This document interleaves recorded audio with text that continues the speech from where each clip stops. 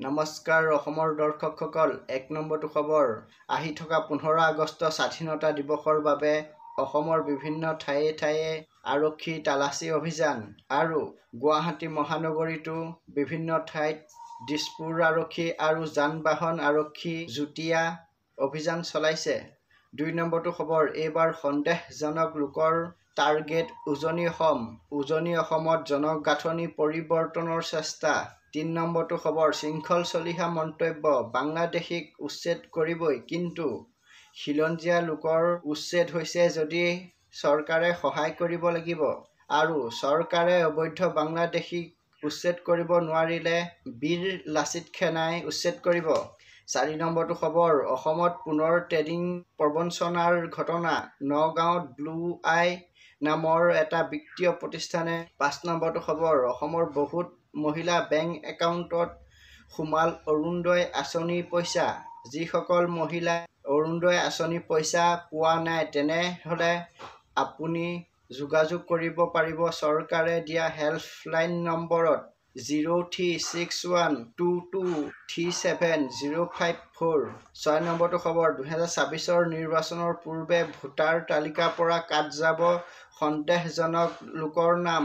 কঠোৰ হৈ পৰিছে নিৰ্বাচন আয়োগ আৰু উচ্চতম ন্যায়ালয়ৰ ডাঙৰ নিৰ্দেশ। ৭ নম্বৰটো খবৰ। অখিল গগৈ মন্তব্য। কংগ্ৰেছ এটা অহংকাৰী দল। দেৱব্ৰত শইকীয়া, গৌৰৱ গগৈয়ে নিবিচাৰে মিত্ৰতা।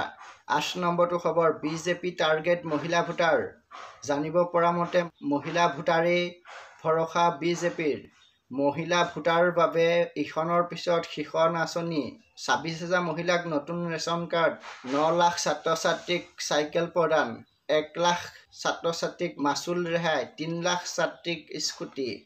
২৭,৭৭,০০০ মহিলাক অৰুণোদয়। ১৯ লাখ মহিলাক চৰকাৰী ঘৰ। ৩০ লাখ মহিলাক মাইক্ৰ ফাইনেন্সৰ ঋণ ৰেহাই। ৯ নম্বৰটো খবৰ। নদীৰে নাওত তুলি বাংলাদেশলৈ গৰু সৰবৰাহ। কঠোৰ হৈ পৰিছে আৰক্ষী। ৮টা গৰু এটা সৰবৰাহকাৰীক গ্ৰেপ্তাৰ কৰিছে আৰক্ষীয়ে। ১০ নম্বৰটো খবৰ। স্বাধীনতা দিৱসত অসমত বোমা বিস্ফোৰণৰ পৰিকল্পনা আলফা স্বাধীনৰ। আৰক্ষীয়ে ১২টা আলফা লিংকমেন গ্ৰেপ্তাৰ কৰিছে। ১১ নম্বৰটো খবৰ। বিটিআৰত তুৰংগত উঠিছে হাগ্ৰামা মহিলাৰী আৰু প্ৰমোদ বড়োৰ নিৰ্বাচনী বঁটা। প্ৰমোদ বড়োৰ মন্তব্য। ১৭ বছৰে হাগ্ৰামা মহিলাৰীয়ে কৰিব নোৱাৰা কাম প্ৰমোদ বড়োৱে ৪ বছৰতে কৰিলে। ১২ নম্বৰটো খবৰ। মাজুলীৰ মুখাশিল্পক লৈ এখন অসমীয়া ছবি নিৰ্মাণ কৰিব ৰবি শৰ্মাই।